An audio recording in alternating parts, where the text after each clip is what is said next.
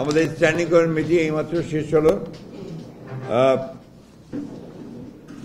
আমাদের স্ট্যান্ডিং কমিটির এটা একটা প্রেস ব্রিফিং আমি আপনাদের সামনে তুলে ধরছি। It's a press briefing, not a press conference না, কিন্তু ব্রিফিং।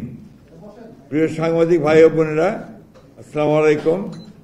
আজ জাতির উদ্দেশ্যে প্রদত্ত ভাষণে অন্তর্বর্তীকালীন সরকারের প্রধান উপদেষ্টা আগামী ফেব্রুয়ারি মাসের প্রথমার্ধে জাতীয় সংসদ নির্বাচনের ঘোষণা পুনর্ব্যক্ত করায় এবং সংসদ নির্বাচনের দিন গণভোট অনুষ্ঠানের ঘোষণা দেয় বিএনপির ভারপ্রাপ্ত চেয়ারম্যান জনাব তারেক রহমানের সভাপতিত্বে অনুষ্ঠিত বাংলাদেশ জাতীয়তাবাদী দল বিএনপির জাতীয় স্থায়ী কমিটির সভায় তাকে ধন্যবাদ জানানো হয়।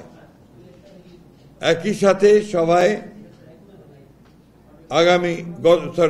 গত 17 অক্টোবর 2025 তারিখে ঐকমত্যের ভিত্তিতে স্বাক্ষরিত জুলাই জাতীয় সনদের ওপর জনগণের সম্মতি গ্রহণের জন্য গণভোট অনুষ্ঠানের এবং যথাশীঘ্র জাতীয় সংসদ নির্বাচনের আয়োজন করার জন্য সরকার ও নির্বাচন কমিশনের প্রতি আহ্বান জানানো হয়।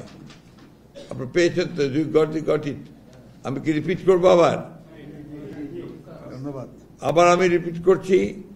আজ জাতির উদ্দেশ্যে প্রদত্ত ভাষণে অন্তর্বর্তীকালীন সরকারের প্রধান উপদেষ্টা আগামী ফেব্রুয়ারি মাসের প্রথমার্ধে জাতীয় সংসদ নির্বাচনের ঘোষণা পুনর্ব্যক্ত করায় এবং সংসদ নির্বাচনের দিন গণভোট অনুষ্ঠানের ঘোষণা দেয় বিএনপির ভারপ্রাপ্ত চেয়ারম্যান জনাব তারেক রহমানের সভাপতিত্বে অনুষ্ঠিত বাংলাদেশ জাতীয়